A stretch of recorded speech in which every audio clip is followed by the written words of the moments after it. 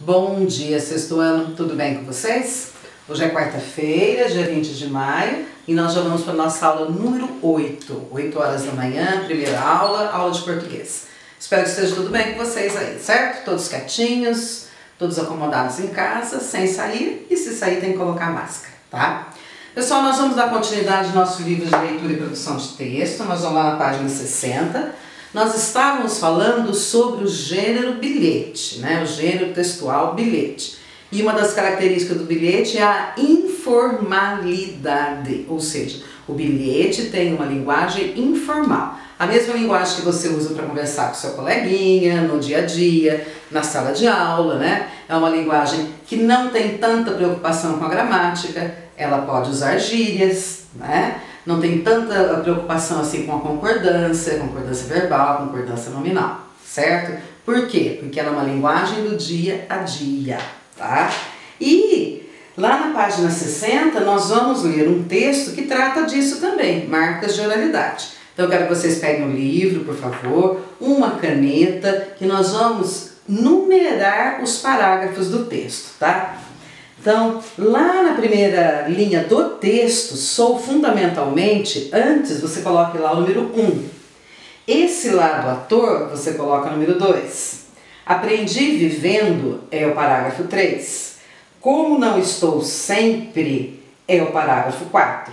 Por ter feito grande sucesso é o 5. E como sempre tive uma atividade é o número 6. Então, é um texto com 6 parágrafos, tá? Então, vamos ver qual é o assunto dele e o que é que ele tem a ver com o bilhete, qual é a relação entre esse texto e o gênero que nós estudamos nas páginas anteriores.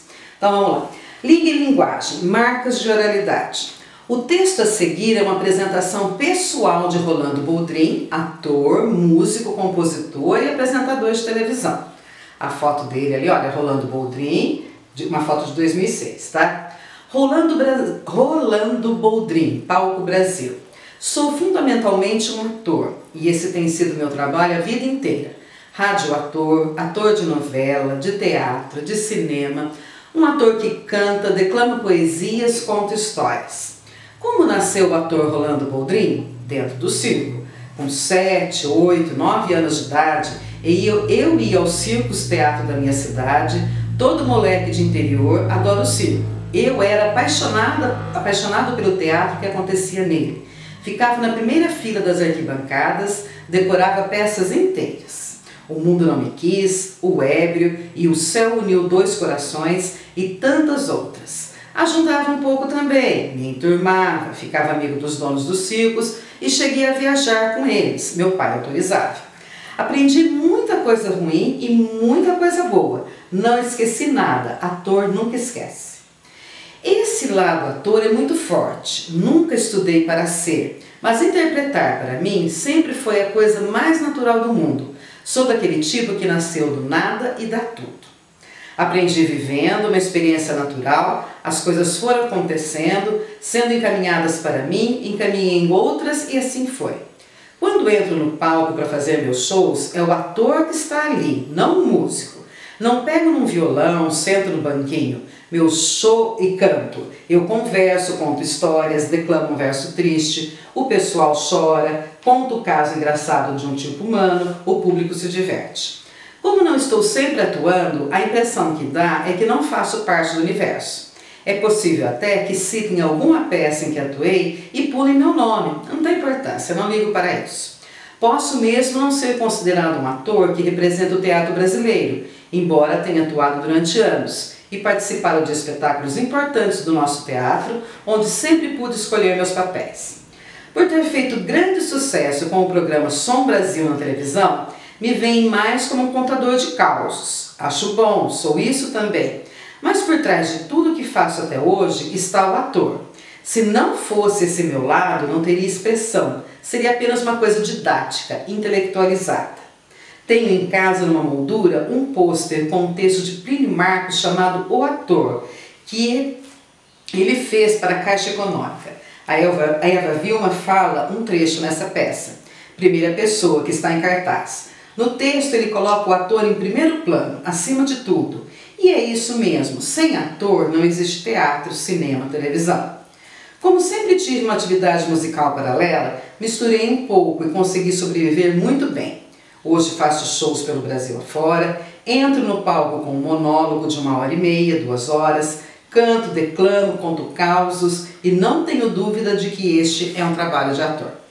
Ieda de Abreu, Rolando Boldrin, Palco Brasil, São Paulo. Tá? Aqui no cantinho, pessoal, um quadrinho amarelo com algumas palavras do texto. Radioator é um ator de programas de rádio como radionovelas. Causo é uma narração curta que faz parte da cultura popular brasileira. Em geral, contado oralmente. Uma história que pode representar fatos verídicos ou não, contada de forma bem humorada. Monólogo é o nome que se dá a uma peça de teatro apresentada por apenas um ator. Então, o trecho é bem simples, né, pessoal? Ele fala de como é que ele começou, qual é a trajetória dele lá, que ele gostava muito de ir ao circo e por isso ele se tornou ator, e a importância do ator dentro do teatro, dentro da novela, tá? Agora, o que será que esse texto tem a ver com o bilhete? A questão da oralidade, a questão da linguagem. Ele usa uma linguagem simples, uma linguagem que você poderia estar usando com o seu coleguinha ali no recreio, uma linguagem sem palavras difíceis, mas que ela é perfeitamente entendível, né? Ela é comunicável, você consegue se comunicar, você consegue se fazer entender, tá? Lá na página 61, pessoal, vamos ver o que temos lá de bom. Leia o texto e em seguida faça o que se pede. O registro escrito geralmente busca clareza na transmissão de informações. Há um planejamento do que será comunicado. É importante o texto estar claro, fazer sentido e adequar-se aos critérios da norma padrão. O registro oral, por sua vez, tende a ser mais espontâneo. Às vezes, algumas palavras não são ditas e mesmo assim é possível entender o que se fala pelo contexto. Na fala, normalmente as frases são mais curtas do que nos textos escritos. Muitas palavras não seriam adequadas à norma padrão, estão presentes na oralidade, considerando-se o contexto e a intenção de comunicação dos falantes. Muitas vezes, porém, a escrita e a oralidade se misturam. Assim é possível ler um texto escrito com marcas que remetem à fala. As marcas de oralidade tornam a comunicação mais leve, aproximam o leitor do assunto e sugerem informalidade. Agora pega o marca-texto e escreve ali, importante. Por que esse quadrinho é importante? Porque ele está mostrando a diferença entre o registro escrito. O que é registro escrito? Tudo aquilo que está escrito, aquilo que você escreve no caderno, o que já está escrito no livro. Por exemplo, um horário de aula é um registro escrito, tá? Registro oral, tudo aquilo que nós falamos, tá? Desde o bom dia, como vai, a sua brincadeira com o colega, as suas brigas com a sua mãe, a conversa com a sua irmã e assim vai. Tudo isso é oralidade, tudo isso é fala, tá? Mas isso é muito fácil, isso daí a gente, como falante da língua, nós sabemos quais são as diferenças e eu tenho certeza que ninguém, por exemplo, escreve numa prova de história, numa prova de geografia, uma resposta com uma linguagem igual a que você conversa com um coleguinha. Você não vai encher de gírias, você não vai colocar abreviaturas, porque a gente sabe que aquele é um registro formal, né? Uma prova de história, uma prova de geografia, uma redação de português, são situações formais da língua. A língua tem que ser usada ali na sua situação correta, certo? Então vamos lá. Agora nós temos um falso verdadeiro, tá? Então vamos lá. Esse daqui agora nós estamos na página 61, certo? Vocês vão fazer no livro, coloca lá no cantinho do livro a data, né? Põe aqui no cantinho a data de hoje, página 61, exercício 1, e você tem lá A, B, C e D. A, B, C e D. Vamos analisar as alternativas e ver quais são as falsas ou verdadeiras, tá? Com base nesses conceitos, avalie e marque cada afirmação abaixo sobre o texto que apresenta o ator Rolando Boldrin como verdadeira ou falsa. Então vai lá, sobre o texto, sobre esse texto, tá?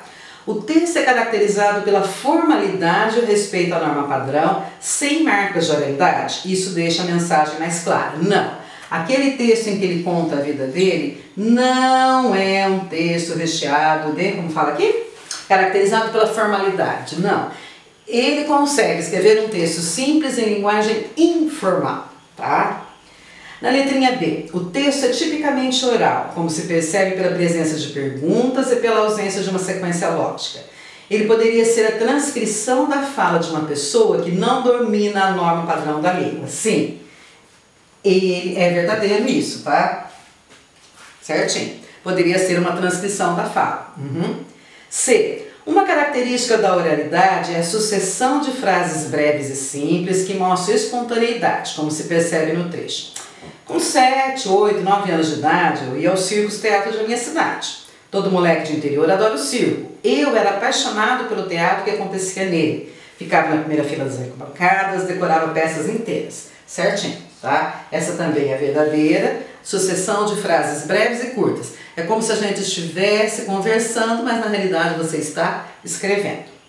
Na letrinha D, o uso de palavras e expressões como tipo humano, didática, monólogo, além de referência a outros textos, revela que o autor tem familiaridade com a norma padrão. Isso! Não é porque ele escreve de uma maneira informal que ele não conhece a maneira formal. Sim, ele conhece. Ele preferiu apenas esse jeito de escrever porque ele acha que assim ele atinge mais o público dele, que combina mais com as características dele, certo?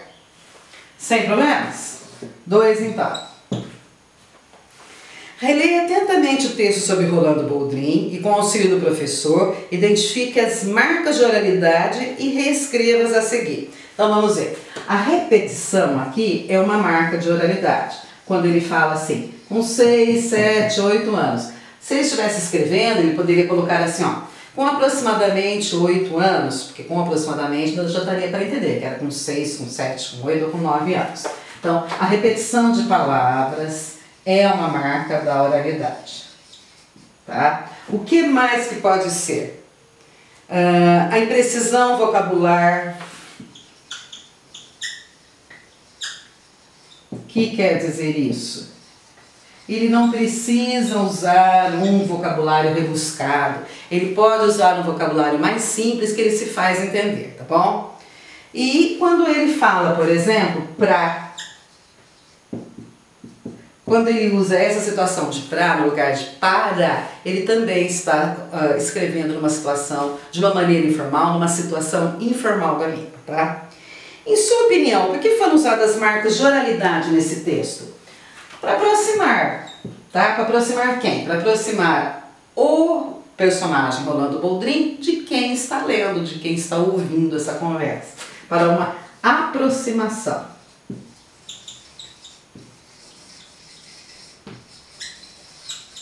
Entre quem? Entre o autor, né? E o leitor. O personagem, né, a figura Rolando Boldrin é uma figura assim, característica do quê? Do sertanejo, da canção sertaneja, né, aquela que é tocada em sítios e tal. O programa dele visava muito isso, né, a vida no campo. Então, essa linguagem informal é bem próxima disso, né? Ele não poderia chegar falando de uma maneira muito chique, muito difícil, se ele está lidando com as pessoas do campo, tá? Então, uma coisa tem que combinar com a outra. Aí nós terminamos essa parte aqui, tá? De bilhetes. Então, o texto veio só para mostrar a questão da oralidade mesmo, certo? Então, vamos ver. Tem outro texto agora, Diálogo de Todo Dia, lá na página 62. Esse não tem como numerar os parágrafos, porque são muitos, tá? E só de olhar pelo jeito aqui, pela quantidade de travessões, a gente já sabe que é o quê? Um texto, um diálogo, né? Então, veja, ó, cada fala aqui é antecedida de uma travessão. Então, é um diálogo. Vamos lá. Lá em cima, lá onde está escrito o texto 2. Observe o texto a seguir, leia o título e localize o nome do autor. Responda oralmente as questões. Então, o nome do autor do texto, olha lá, Carlos Drummond de Andrade, tá? A gente já descobre aqui. Quem é, o que você acha que vai ler agora? Já falei a resposta, né, pessoal? Um texto que ele é recheado de travessões, e um texto com tantas travessões assim, só pode ser um diálogo, né? E quem é o autor, que você sabe sobre ele, conhece outros textos que ele escreveu? Então vamos lá ver. Carlos Drummond de Andrade nasceu em Itabira, do Mato Dentro, Minas Gerais, em 1902. Nós já lemos um texto dele, né? Cidadezinha Qualquer, Casas entre Bananeiras, e no finalzinho ele fala assim: eita vida besta, meu Deus. Esse texto pequenininho aí que nós vimos também, ele é de Carlos Drummond de Andrade, tá? Diálogo de todo dia. Alô, quem fala? Ninguém. Quem fala é você que está perguntando quem fala. Mas eu preciso saber com quem estou falando. E eu preciso saber antes a quem eu estou respondendo. Assim não dá. Me faz obséquio de dizer quem fala? Todo mundo fala, meu amigo, desde que não seja mudo. Isso eu sei. Não precisava me dizer como novidade. Eu queria saber quem está no aparelho. Ah, sim, no aparelho não está ninguém. Como não está se você está me respondendo? Eu estou fora do aparelho. Dentro do aparelho não cabe ninguém. Engraçadinho. Então quem que está fora do aparelho? Agora melhorou. Estou eu para servi-lo. Não parece. Se fosse para me servir, já teria dito quem está falando. Bem, nós dois estamos falando. Eu de cá, você de lá. E um não conhece o outro. Se eu conhecesse, não estava perguntando. Você é muito perguntador. Note que eu não lhe perguntei nada. Nem tinha que perguntar, pois se fui eu que telefonei. Não perguntei, nem vou perguntar. Não estou interessado em conhecer outras pessoas. Mas podia estar interessado, pelo menos, em responder a quem telefonou. Estou respondendo. Pela última vez, cavalheiro, e em nome de Deus, quem fala? Pela última vez, e em nome da segurança, por que eu sou obrigada a dar esta informação a um desconhecido? Bolas! Bolas, digo eu, bolas e carambolas. Por acaso você não pode dizer com quem deseja falar para eu lhe responder se essa pessoa está ou não aqui, mora ou não mora neste endereço? Vamos, diga de uma vez por todas, com quem deseja falar? Silêncio. Vamos, diga com quem deseja falar?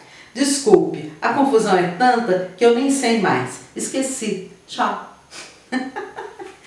Carlos Drummond de Andrade, daquela uma série de livrinhos, né, para gostar de ler, publicado em São Paulo pela editora Ática em 2001, volume 3, páginas 21 a 22. É uma conversa meio louca, né? Isso acontecia muito quando existia só o telefone fixo. Hoje no telefone celular, nem tanto, né? Mas no telefone fixo a gente era muito vítima de trote, né? Então alguém ligava, não se identificava. Ah, tem um carro verde aí parado na frente da sua casa? Não, não tem. Ah, porque ele já amarelou. Sabe? Aquelas piadinhas, bobeiras, né, de criança que pegava o telefone muitas vezes escondido e gostava de passar o famoso trote, né? Esse texto parece assim, né? Parece um trote. Só que é um diálogo muito mais completo, né? Ele não quer se identificar e ele fica enrolando, tá? Descobrimos por que ele tem tantos travessões, porque ele é um diálogo entre duas pessoas. Quem telefona e quem atende o telefone. Pela expressão aqui a gente percebe, né, que o cidadão aqui está muito bravo, muito zangado, e o outro também está fazendo uma cara meio de sonso, meio de bobão, né? Certinho? Vamos lá então, pessoal. Lá na página 64. Vamos lá. O bom é que esse livro aí você pode escrever nele mesmo, não precisa nem pegar o caderno, né?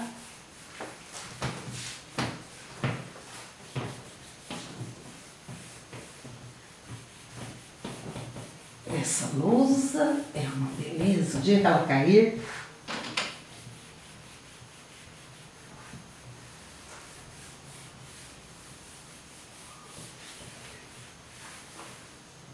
Então vamos, página 64, estudo o texto.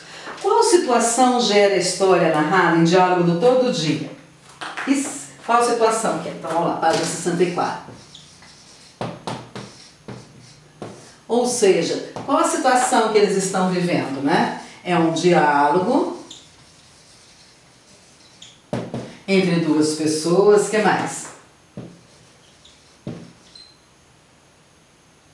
É um diálogo que acontece, que se realiza pelo telefone.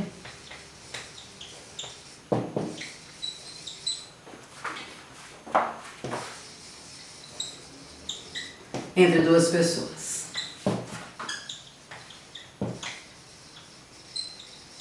Certinho?